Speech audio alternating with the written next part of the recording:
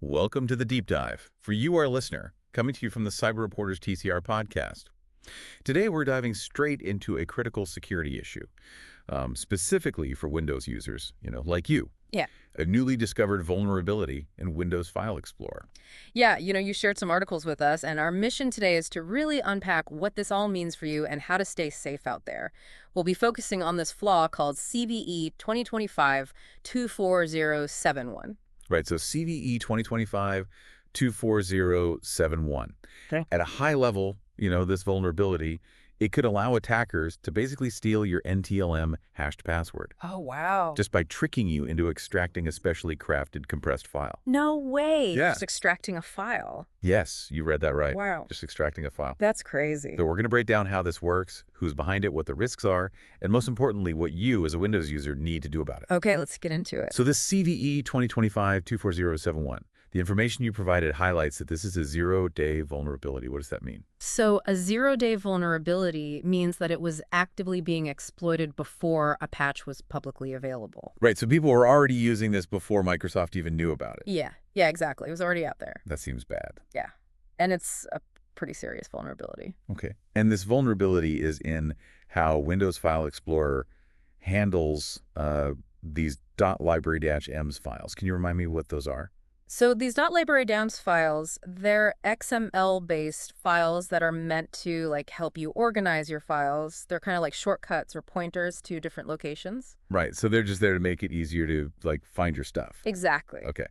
And the problem is that Windows Explorer tries to process these files automatically when you extract a ZIP file or a RAR file. Even if you don't actually open that specific file, Windows is still trying to do something with it. Right, yeah, it automatically tries to process them. And that's how the attackers are getting in. Exactly. Okay, Oh. so can you walk me through how they're actually doing that?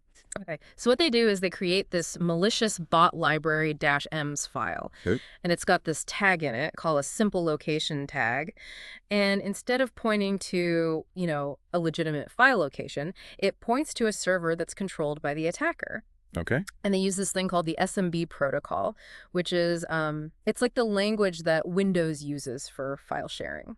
Okay, so you extract the ZIP file, and then without you doing anything else, your computer tries to talk to their server. Right, yeah. When you extract the archive, Windows Explorer and this other process called search protocol host.exe, which is part of Windows indexing, they automatically analyze the contents of that file. So even if I don't open the files in Explorer, the indexing is still going to try to do stuff with them. Yeah, that's right. Gotcha.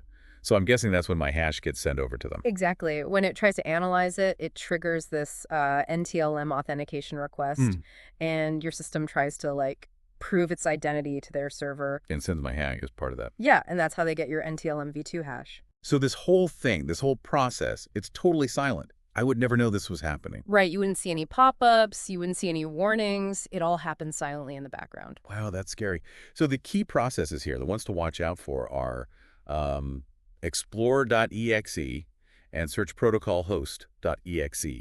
And the fact that search protocol host.exe is involved, that means that even if you don't open the files in Explorer, you could still be at risk. Yeah, that's exactly right. Okay, so this is starting to paint a really concerning picture. Now, you mentioned that there's a proof of concept exploit out there. Right. So a security researcher who goes by the name 0x6ers released this proof of concept on GitHub on March 16th of this year. 2025. 2025, yeah. So what does this proof of concept actually do? Well, it includes this Python script that can basically generate that malicious .library-m's file. Okay.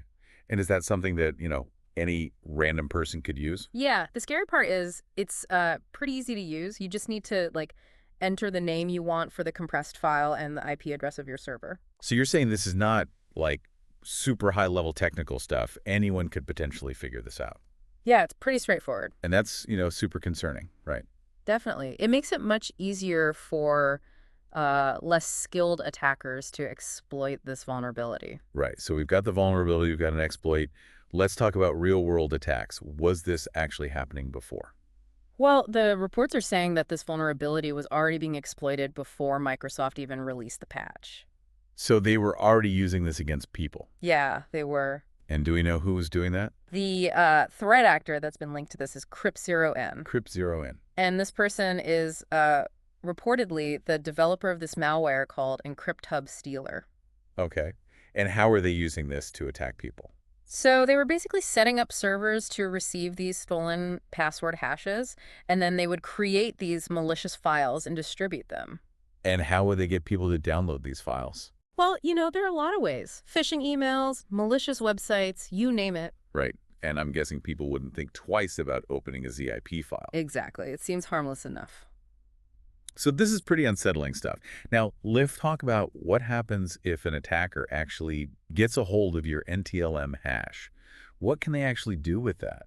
Okay, so one of the biggest dangers is what's called a pass-the-hash attack. Pass the hash. Yeah, and that's where they can basically use your hash to authenticate to other systems on your network. So even though they don't have my actual password, they can still get in. Yeah, because some systems will accept the hash as proof of identity. It's Wow. kind of like having a master key that works on multiple doors. Right.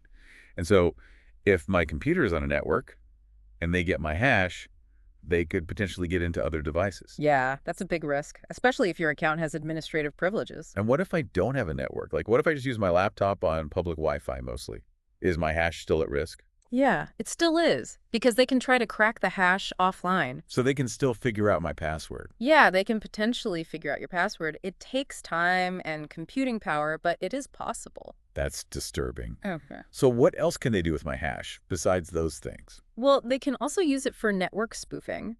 Okay. So they can make it look like you're the one doing malicious things on the network. Oh, wow. Yeah, they can really cover their tracks. So this whole NTLM thing, it sounds like it's pretty insecure. Yeah, it's an older protocol, and it's got some known weaknesses. It doesn't have a lot of the security features that newer protocols have. Right. So it's kind of like using an old lock on your door. Exactly. It's not as secure as it could be. Okay. So the good news is that Microsoft has released a patch. Right. They released a security update on March 11th as part of their Patch Tuesday. And they're strongly recommending that everyone install it. Absolutely. Yeah. It's crucial that everyone installs this update as soon as possible. And which versions of Windows are affected by this? Well, pretty much all of them. Windows 10, Windows 11, and Windows Server. So if you're using Windows, you need to update. You need to update. Okay, so that's the first and most important thing.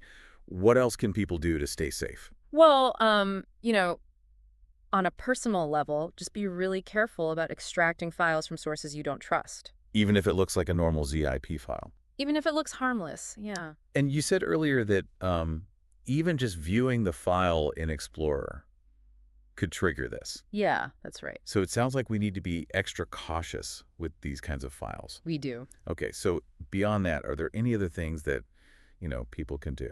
Well, on a network level, there are things like network segmentation, enabling SMB signing, and adhering to the principle of least privilege. And I know those are more for, like, IT people, but it's still good to know about them. It is, yeah. Okay, so this vulnerability, it's really not an isolated incident, is it? No, it's not. There's been a history of NTLM-related vulnerabilities. And it sounds like this is something that's going to keep happening. Yeah, I think so. It's an older protocol, and it's got these inherent weaknesses. Right. So it's a reminder that security is an ongoing thing. It is, yeah. We always need to be vigilant. Okay.